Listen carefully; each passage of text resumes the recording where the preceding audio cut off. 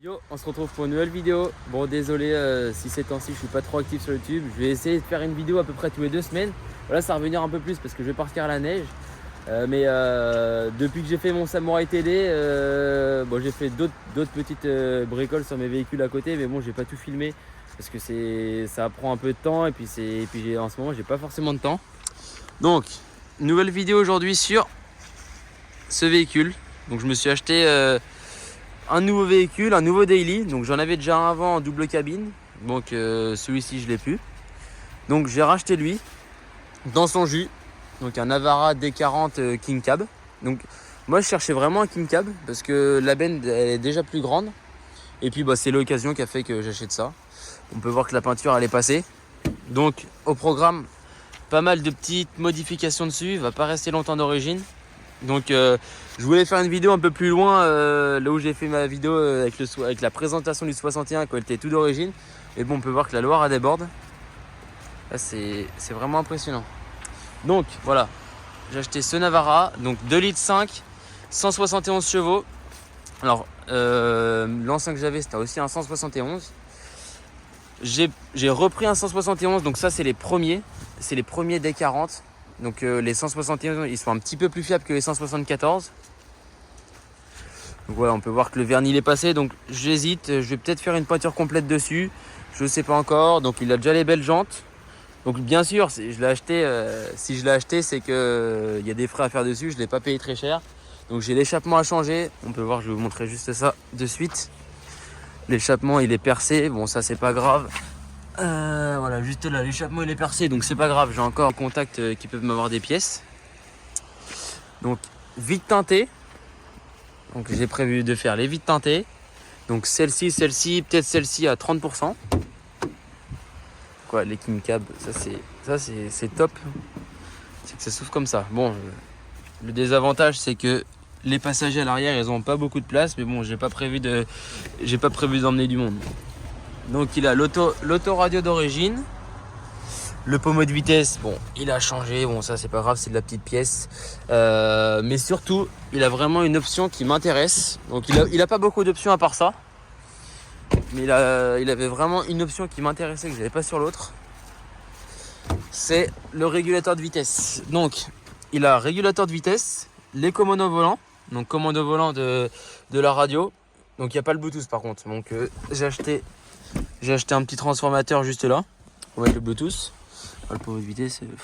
Donc les 4 roues motrices, donc là j'ai déjà mis un 4 roues motrices pour passer dans l'eau. Les 4 roues motrices marchent nickel. Donc il y a la clim, les commandes digitales. Donc ça c'est quasiment tout ce qu'ils l'ont. Certains ne l'ont pas. Il a un peu plus de 200 000 km. Mais sinon il est assez propre d'extérieur. Donc je l'ai acheté. Il y a les joints spi de roue à faire derrière. Enfin les joints spi de pont pardon. Donc moi je les avais déjà fait sur mon ancien. Donc il y a un peu de travail. Je vais faire joint spi, les tambours, les roulements de roue parce qu'en fait les roulements de roue ils prennent du jeu. Et donc c'est pour ça que ça abîme les joints spi. Donc après il y a les freins, ça les beurre. Et donc du coup il n'y a plus de frein. Donc il y a le siège qui est endommagé. Donc je vais le refaire faire. Je vais refaire faire le siège bien propre. La porte arrière également ici. Les petits sièges, hop, comme ça. Bon c'est bien pour transporter 2-3 bagages. Niveau moteur on a un petit souci, c'est qu'il n'a pas de puissance. J'ai pas beaucoup de puissance. J'ai pas ces 171 chevaux que je devrais avoir quoi. Donc déjà je vais faire un bon entretien, changer filtre à gasoil, filtre à air. On verra si avec ça c'est mieux, mais bon j'y crois pas trop. J'ai déjà regardé le débitmètre, donc le débitmètre il est bon. Donc c'est pas ça le problème. Donc peut-être l'électro 22 turbo qui est juste là. Ça je sais pas encore. Mais je l'ai acheté, donc j'ai fait 4 heures de route pour le ramener. Ça m'a fait un peu peur. On peut voir que la courroie d'accessoires elle est pétée à la moitié. Donc ça je vais faire courroie d'accessoires, pompe à eau. Je vais faire un bon entretien, changer de liquide de refroidissement. Donc la clim là il manque un petit bouchon, ça je vais le remettre. Voilà, et faire un bon petit entretien. Hop. Donc dessus je voulais mettre un couvre-benne. Parce que ça au début sur les photos je trouvais ça super moche. Mais en fait c'est bien pratique. Voilà, c'est peut-être pas très très beau. mais c'est bien pratique. Donc ça c'était percé, c'était fait proprement. Et je voulais mettre un bac de benne, mais je vais vous montrer celui qu'il y a dedans, il est pas mal. J'ai des petits pare-boues aussi à remettre ici, bon rien de méchant. Mais ouais, la bâche elle est pas mal. Je verrai si je fais une peinture complète, donc peut-être le laisser rouge mais faire un plus beau rouge. Peut-être mettre ça en noir, le petit cache le mettre en noir et refaire tous les détails noirs, donc les jantes noires, les pare-chocs noirs, calandre noir. Et bon ça je sais pas encore, voilà, il manque un petit cache ici, c'est pas bien méchant. Hop, je vais vous montrer la benne. La benne par contre c'est pas mal ce qu'ils ont fait dedans. Je voulais l'enlever mais en fin de compte je trouve que c'est une super bonne idée. Donc ils ont fait tout ça en tôle striée.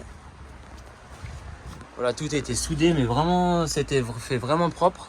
Donc l'avantage c'est que la tôle striée, bon c'est peut-être un peu plus lourd que le plastique mais c'est super résistant. Et puis si un jour je veux monter un quad dedans, bah, je peux monter là-dessus sans esquinter les passages de roues.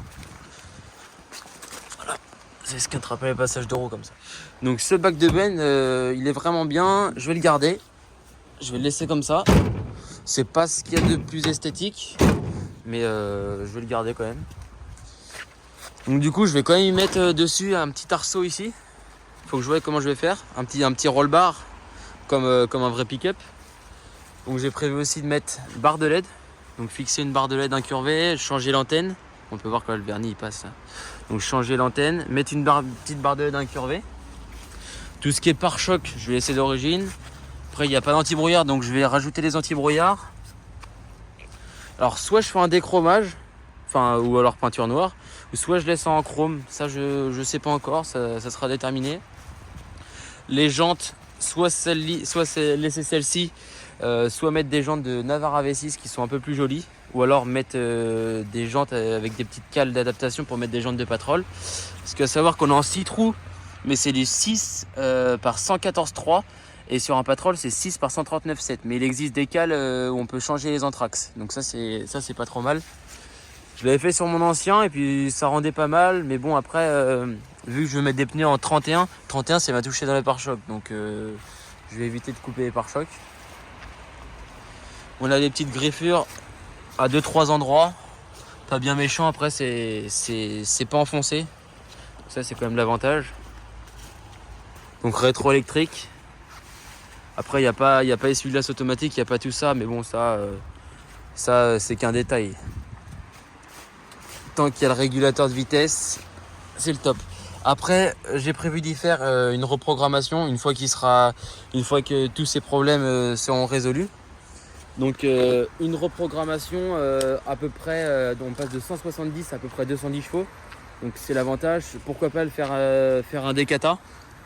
Donc vider le catalyseur ou l'enlever carrément, et mettre un tube à la place. Mais tout ce qui est niveau échappement, je vais laisser l'échappement d'origine, à part le catalyseur. Bon, je pense que je vous ai tout dit à propos de ce véhicule. Je vous propose d'aller l'essayer. Bon, on va faire 2-3 petits chemins juste par là, voir comment il se comporte.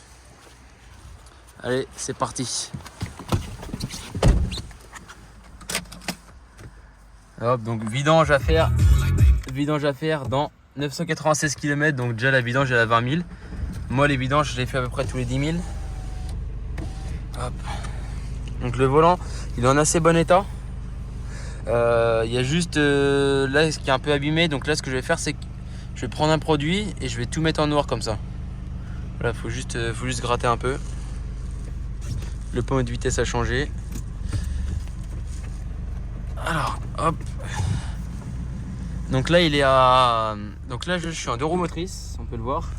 Donc le passage des 4 roues motrices, c'est électrique. Voilà, hop, j'y suis. Alors pour mettre en 4 courtes, point mort, faut appuyer, bien tourner. Voilà, 4 LO, donc 4 locks. Donc là, je suis en 4 courtes. Donc ça, c'est l'avantage d'avoir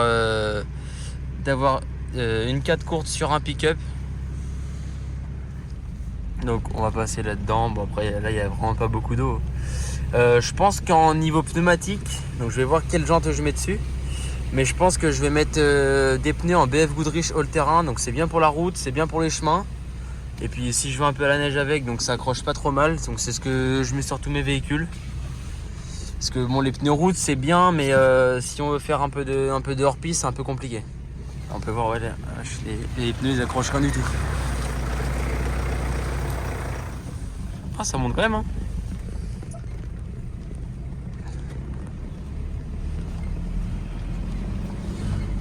Ouais, comme je disais, c'est vrai, c'est pas un vrai 4x4, hein.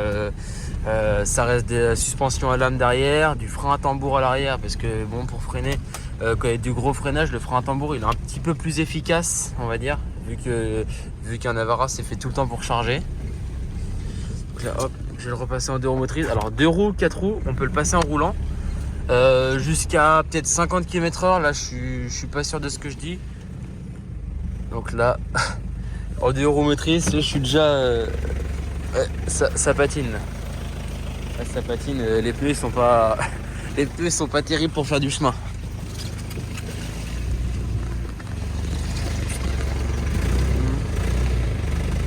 On peut voir que ça patine. Donc, hop, on va le mettre en 4 roues. Voilà, et en 4 roues, ça marche nickel. On peut voir, c'est vrai, il y a quand même des gros trous, hein. En Patrol ça va, bon en Navara,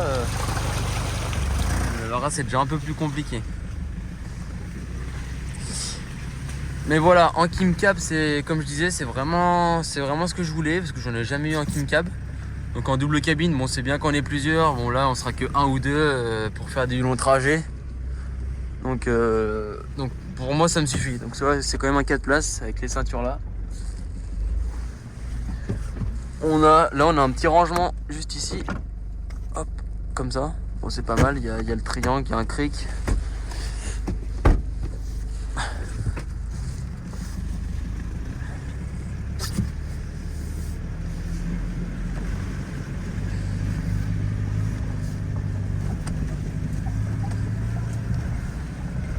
Comme je disais, je sais pas si on s'en rend compte, mais il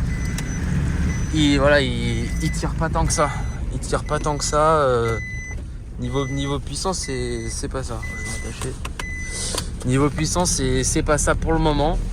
Après, ça faisait à peu près 4 mois qu'il roulait pas. Donc, et puis le monsieur, il s'en servait que pour faire des petits trajets. Donc ça se peut qu'ils se sont encrassés. Donc ce qui est bien, c'est qu'on a, ça je vous ai pas dit, on a la conso moyenne. Donc là je suis à 12,8 litres, donc pareil, le filtre à air il est un peu sale, donc ça joue un peu sur la consommation. Je l'ai ramené à 130 sur l'autoroute à peu près. Donc là on a le volume ici. Voilà, là on peut gérer le volume. Là c'est pour changer la radio. Donc là c'est pour changer la source, donc CD, AM ou FM. Et puis là on a trip, donc trip c'est pour changer ça. Hop. Voilà, trip c'est pour changer ça, donc 5h1 de conduite, 340 km. On a l'autonomie qui est juste là-dessus. Voilà, il nous reste 104 km avec à peine un quart d'essence. On peut voir que c'est là que j'avais fait la vidéo avec le 61. Là c'est vraiment inondé, c'est même pas la peine d'y aller. Parce qu'il y a vraiment beaucoup d'eau. Là c'est un petit chemin qu'on peut passer, où est-ce qu'on peut passer en 4x4. Mais là il y a vraiment beaucoup d'eau. Là c'est mort, ça passera pas. Bon voilà, j'espère que cette vidéo vous aura plu. Dites-moi comment vous trouvez mon nouveau véhicule, mon nouveau daily. Et puis j'ai hâte de faire les transformations avec vous. Allez ciao, on se retrouve pour une prochaine vidéo. Ciao.